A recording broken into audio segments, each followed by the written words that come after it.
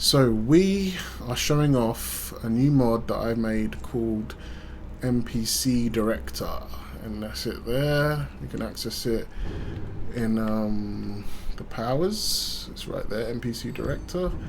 And we're going to set some stuff up now because we are doing the Jagged Crown mission at the moment. But I want the Jagged Crown to be a little bit more interesting. I'm using the mod Proteus. NPC Director is birthed from wanting a little bit more features in Proteus. So I made a mod called NPC Director where I can kind of direct NPCs in a way. It's not probably as crazy as you think it might be, but it's pretty cool. And I'm going to show off some teleportation capabilities right now. I'm going to show off what this thing can do. We're going to get my character, Loricartus, to teleport to the location of the Jagged Crown, because we're going to have a big battle there. It's not just going to be against King Borgas. We're going to fight his arch rival, a Proteus NPC creation called Loricartus Artifacts. If you can follow my playthrough, you know who he is. But anyway, so he's set up already, ready to go. He's in Proud Spire Manor, that's where his house is. But we need to put him in King Borgas, because him and the Imperials are going to be already there, about to snatch the Jagged Crown. So let's see how this works. First, we open NPC Director. We have these options here. You don't select that one, that's just the title. So we have Search NPC and Spawn NPCs, where you can edit batch them. So that makes things a lot easier. I'll talk about that in a minute because we're going to do that as well. But first we're going to search for Loricartus. So you type his name in. As you can type in Lori, it'll probably come up. So we just type in Lori. There's a few NPCs, the dash and where they're located, if they have a location. If they're unknown, it'll probably come up with like him, Duvanius Florist. So we click on Loricartus Artifacts. You can see his HP, his stamina and his magicka. We can see what mod he's from, Proteus, and where he is, Proud Spire Manor, and that's his name. There we go. And we don't click anything here. This is just information. We can close and go back, and then we go OK. And then we see he's in Proud Spire Manor. He's level 34, and he's currently enabled. We can't enable him or disable him with this mod. I don't know, maybe I'll add that as a feature in the future, but right now it's not. I don't think it's a necessary feature. And these are the options you have. You've got set home, relationship, AI packages, teleport. AI packages is simple stuff. It just lets you resume his normal AI. Sandbox, that holds him wherever he is currently, so he doesn't move. He just sandboxes around the area. And I've made this have the highest priority possible. And I know that's like a no-no normally, because it will stop him from following you if you ask him to follow you, or any other NPC for that matter, and it could mess up any other NPCs, modded NPCs, normal AI. So that's why I have resume AI, so it removes that. So anytime you use Sandbox, make sure you remove it by doing resume AI, reset AI, debug, just if you want him to be back to normal. That's just to hold them at a location. The Sandbox AI is very important for when you're teleporting NPC, because NPCs tend to reset and teleport back to where they were, so the teleportation becomes useless in that case. So Sandbox AI is to hold them. That's why it has high priority. It can take over anyone's priority list. It's just a sandbox, so it's nothing crazy. You just click resume AI and it'll be back to normal. So we'll go back, and set home is from Skiva's mod set home that I've kind of hooked into. Obviously you have to have set home installed in order to use this, and if you click it, you can set or unset wherever they are remotely without even talking to them, using dialogue like the normal set home mod does. Obviously again you have to have set home installed for this to work, otherwise it just won't work. So yes, thanks to Skiva you can use that. And relationships, you can guess what that does, and you can also edit his relationship in him. I'm not going to show you all that right now. You can edit his inventory. We're going to show you his inventory first of all, and you can change his factions. Factions here is you can copy from a different NPC by searching. But this, I just wanted to show you the teleportation mainly, and just showing you kind of how some of this stuff works here. But yeah, so first I'm going to do inventory, because I need to do that right now.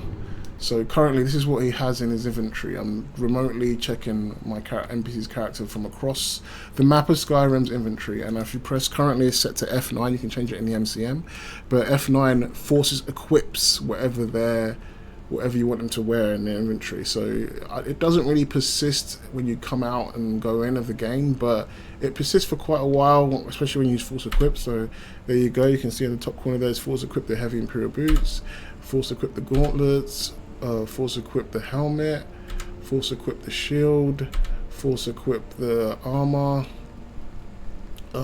force equip his sword, and force equip his necklace and his ring of stamina. So now he should, when he loads up, use those items. I don't know how long he'll use it for, or maybe when he reloads he'll wear his default outfit again and use whatever weapon he wants to use. The AI just chooses itself, but for now he will force equip those next time he loads and wear them for as long as he's loaded, I think. So that's pretty good, I think. That's one thing done. So we're going to finally use a teleport now. So I want him to be at the Jagged Crown, trying to get there. And there's a few teleportation options. You can teleport him to another NPC, which is very useful. Teleport him to you, the player. Teleport him to quest targets. This currently doesn't work at the moment. It just kind of tries to find a quest target and it just can't find it. I need to update that, fix that. So just kind of ignore this option for the moment. You can try it, but it probably won't work. Location search.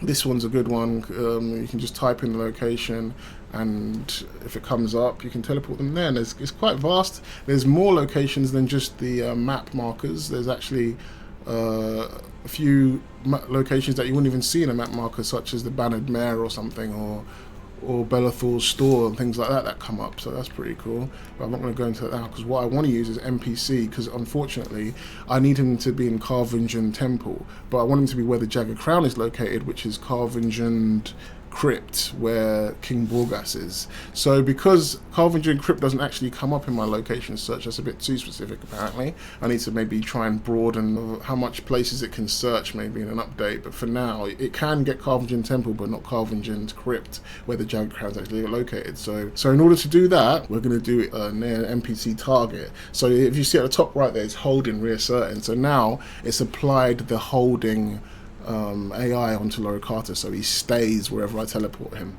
Borgas, King Borgas. So you can see King Borgas's details here. He is in Carvingian Crypt, and he's the one that's currently wearing the Jagged Crown. Obviously, if you want to create your own or alter your own missions, you're going to have to know some stuff about the missions in order to do that. Fortunately, I know some stuff, so I can teleport him to King Borgas. That's where I want him to be when I meet him there. Teleport him there. Okay, teleported near target. And I can resume his AI. Now, if I resume his AI, he might stay at the location, but he's probably going to leave the location if he's got a higher package on him, an AI package. Maybe he's got a scene he has to be at, or he's got a mission. Like, for example, if I was to teleport Ulfric Stormcloak there and I click resume AI, Ulfric will immediately leave because he's got other important shit to do in his AI packages. Whereas a normal NPC that ain't got much to do might actually stay there. If they ain't got many factions or AI, we can set his own, got set home installed, but we're not going to resume AI because we want him to stay there, and we're not going to set his own because that's not his home. So we're going to go back, and he's there. We'll go back again, and also because we want Loricatus to be kind of a boss battle within a boss battle, we're going to change his attributes so you can get to see how the attributes work. So we're just going to click on the attributes, and what I like to do is I like to add a 0 to anyone that I feel like is a boss. So his current attribute is 175, so we're going to change that to 1750. So we'll just leave it at 175 for now. That's him set up. Now Loricatus is at Carvingian Crypt, and he's ready and waiting to try and get the Jagged Crown before I get there. So we're going to also sort his factions out, because he's got to want to fight me. He's got to be my enemy. So currently he's just got the basic Proteus factions. You can't really see that there, unfortunately. It's set home because he's got a set home installed and NPC Director. So we don't want this, because he's just going to be like a generic NPC that's just going to stand around or whatever. So we're going to make him actually do what an Imperial enemy of mine would do. So we're going to copy. We could add to faction or try and find some, but it's easier just to copy from an Imperial soldier. So yeah, NPC lets me take some time to load, and we've got an Imperial soldier, which there's so many different types of Imperial soldiers here, but we're going to take one that's actually in Carvingian, since those are the ones that are there. So we're going to take that one. This is just to give you information to let you know what you're taking from. And then here we go. So this is the factions, donor factions. It's got the Imperial Soldier faction, Imperial Legion, NPC creates hostility to enemy, and yes, it's okay to use this donor. So you select okay to use this donor. You can either merge it or replace. I'm just going to replace it for now so it doesn't mix and match and mess things up. So I'm going to replace it, and that is his new factions now. He's got all of this, still got NPC Director. He's got all of these factions, and he's an Imperial now, basically, true Imperial. So in order to not mess this up, I have a snapshot. So it's saved what his previous factions were. So if you ever want to restore, it will default his factions back to what they were before, so you don't mess things up with other NPCs. I suppose it's fine to mess up with your own NPCs that you've input in the game, but obviously you want to probably edit some NPCs that actually exist in your save. So if you mess those up, you can always restore to whatever they were before you installed the mod. And then it's not over yet. We're going to make his relationship with me, just make it enemy, so then he's ready to fight when he sees me. And that's it for him. I'm going to go back to search here. And there we go. So that's it for Loricatus. Now, Loricatus isn't going to be there alone. Of course not. He's got a housecarl. He's got a housecarl called Jordis. So Jordis has to be there. So we're going to find Jordis, and we're going to teleport her to Loricatus. So we just, there we go. Lori, we know. Loricatus, Corvingian Crypt. This is his stats and stuff, and we teleport her there. So Jordis is now with Loricatus, and we want her to stay there, so we're not going to click anything here. So we go back, and we put a relationship with me, enemy is fine. We also need to change her faction. She's housecarl, so she's going to have all these player associated factions, so we need to change those. So we'll just take it again, similar to what we did with Loricatus. And the Imperial Soldiers, because that's what she's fighting for right now. Okay to use this donor, we'll replace. And remember, we have to remember to change it back to default whenever we want to use Jordis again, because she's an actual NPC. So Jordis is sorted. Those are the two people that are important to be there at Corvingian Temple right now. So they can't be there alone. In the actual mission, when you control the Imperials, Leggett Reich is there, isn't she? So we should probably put Leggett there, ready for the mission. So we search for Leggett. Now, the thing is, sometimes it comes up with multiples. See, there's a Leggett Reich there. You'd think, oh, there she is. Click on her and tell her. But there's, like, different versions, disabled and enabled versions of NPCs. So be careful. The way to really know if an NPC is real, is the real one that you want to put there, is if they're at a location and if they're enabled. So she's not at a location, this version, so you have to kind of know. So you have to kind of look, there you go. So Leggett Reich Castle Dower, that's the one you want, because she's actually at Castle Dower. You have to kind of know the game to know, though, which is difficult sometimes, depending on what you're trying to edit. But if you're trying to mess around with a mission, you probably should know a lot about the mission before you mess around with it. So we're going to teleport Leggett Reich. She's already an Imperial, she's already supposed to be there, so you don't have to worry about her factions. Her factions should be correct. So she should be next to another NPC, which is going to be Loricatus. Loricatus should technically be following her, but I just put his full name there for some reason, but I didn't need to do that. So teleport her there, and she is going to not resume. Now, Leggett is very important. You don't resume. You don't resume after this, because unless you want her to leave there, because at the moment, because she's a very important NPC, she's part of the Civil War missions. So if you click resume, she will leave immediately, because she's not supposed to be there. But you want her there, because technically she is there when you play with the Imperials, but she's not there for some reason when you play as the Stormcloak, so we're fixing that right now. And we're going to change her relationship to enemy with the player, so she actually fights. And that should be it for the important players in this mission we're trying to do here. The only other thing is maybe personality. It's not really that important, but I'm going to do it anyway because I'm a stickler like that. And I guess you get to see how it works. So the only person that's personality is not completely done is Loricatus. Everyone else's personality is what the default game, what I want it to be. So personality, we're going to change his aggression is fine. His confidence, he's not foolhardy, I would say he's more just brave. Assistance, he helps his friends and his allies. That's it for the setup there. we're going to show you how the batch edit works now. So they're not going to be there alone, because I'm going to be there with a few Stormcloak soldiers myself. So they should, Laura Cartus, Leggett Reich, and Jordis can't be there on their own. I don't know if that's fair. We're going to spawn batch 6 Imperials. Now, I'm going to make sure we do this so it gets this right. Now, you could just use console to spawn the Imperial soldiers and then just transfer them there with my mod, I suppose. You could do that. But then you'd have to get all their individual names. You'd have to teleport all of them individually. And you'd have to make sure they stay there. And on top of that, if you quit the game, they're likely to not be persistent, and then if you load it back up, they'll be gone, and they'll be taking up your slots, and you can't even release them because they're not gone there. They're not there to be released. So it can mess up a lot of things. So I'd heavily advise not to use my mod with spawned NPCs on the console. Sometimes they persist, but from my experience, they don't. So anyway, let's load up the Imperial soldiers with my, so I added this whole system to load up my own. So there's all a bunch of Imperial soldiers here. We just need any, I don't know what the difference is between these, but we just need anyone. Now the problem with this is I'm doing this in the Stormcloak castle, so that people might get a bit excited when they see Imperial soldiers now. Well, at least you know they're working in terms of their thing. So we're going to do this, and we're going to spawn 6 of them. So make them persistent, yes.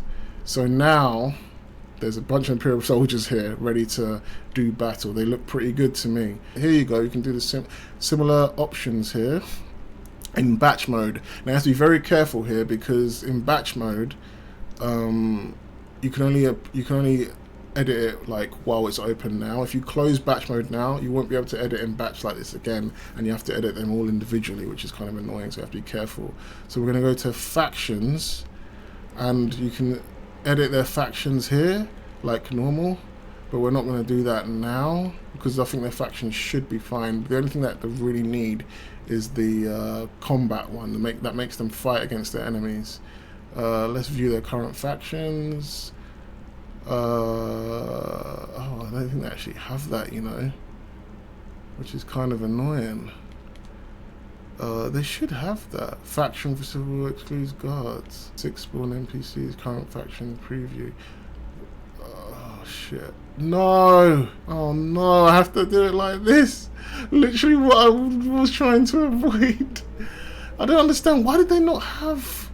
Yeah, they literally don't have the combat, because...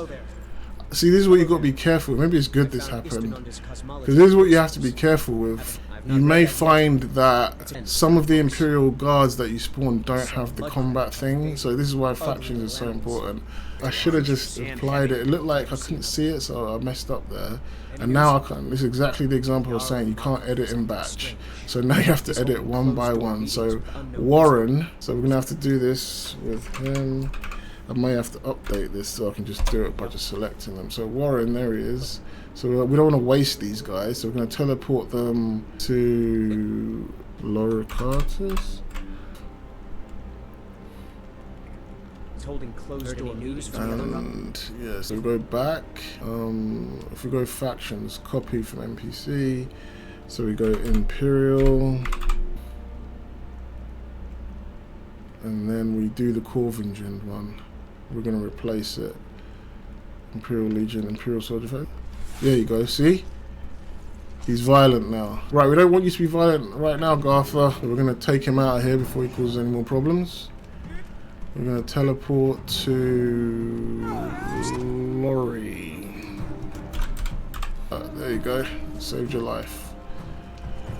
Okay, let's do the other Imperials. Elsa. So Elsa needs to go. This is why copy from CP to NPC is one of the best things you can do. So we're going to teleport to NPC. Laura Cartus. And then we're going to change this guy's factions. This is how you had to do it before.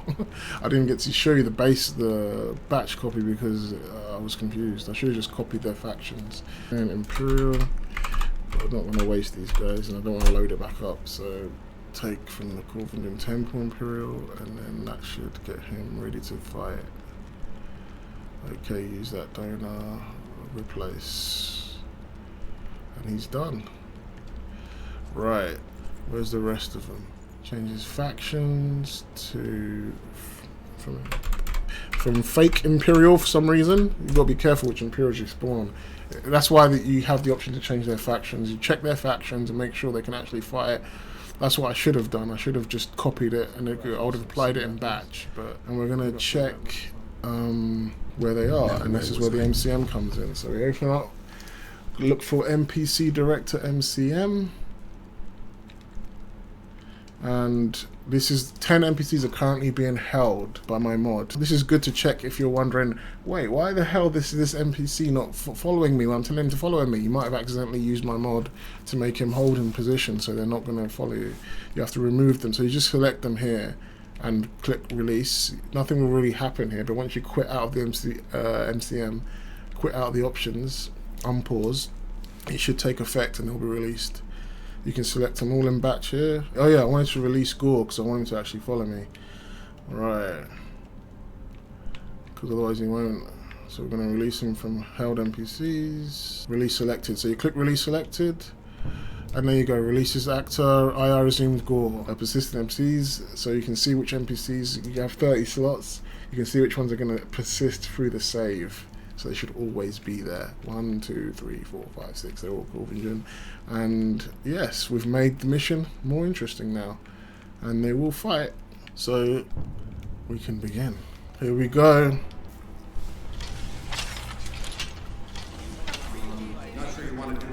Uh-oh, who's that guy?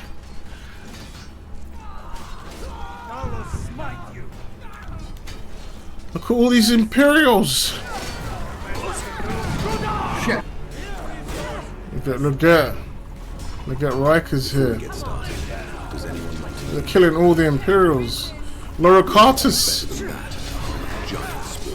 Laura Cartus is kicking ass. Really? Look at Riker. Damn it! He's fighting. Really? Well, how about that?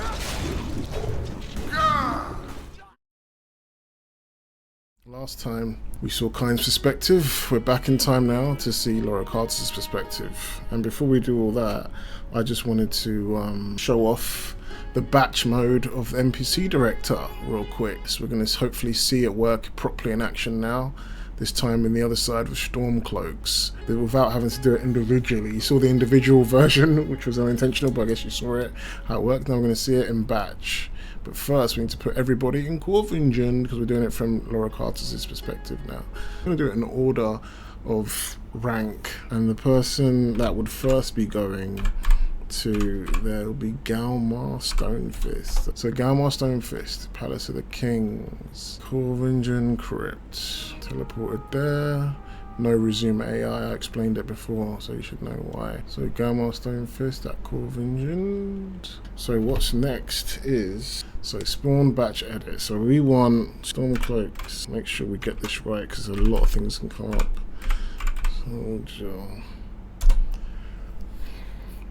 Spawn, this may take some time. This is what you wanted to see. Let's just take the first one and hope for the best. We're going to spawn 6 of them, make them persistent, and they should appear next to me now. I don't see them. They're probably appearing downstairs or something silly. So that happens when you spawn them in the floor area. Alright, well, anyway, let's just check their factions. That's the important thing. So view current factions. Okay, they have NPC hostility guard faction. I don't want them to be a guard, but I guess they are technically guarding the thing. So if we go back, yeah, I almost thought I lost it then. So they've got, they should fight for sure. So we go back and we'll just do relationship. To player enemy. So set batch relationship enemy and teleport, the most important one. So we're going to teleport them to NPC, which is Kyne. So they're all next to him. And they all should be teleporting, as you can see in the top right there.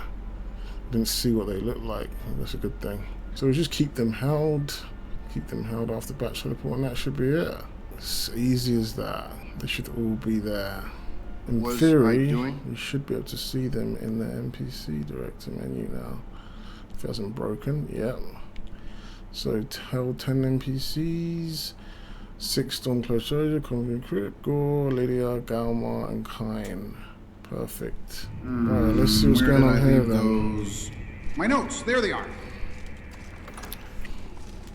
Jordan's definitely gonna die. Okay. I don't know about Lydia though. She might. Oh shit! Look who it is! Oh my god! Clanking what? Look at this giant. Galmar Stone Fist. Oh my god. Oh my god. Oh my god. Oh, these Stormcloaks are deadly, guys. Guys. Jordan's dead already. Lydia as well. Ah!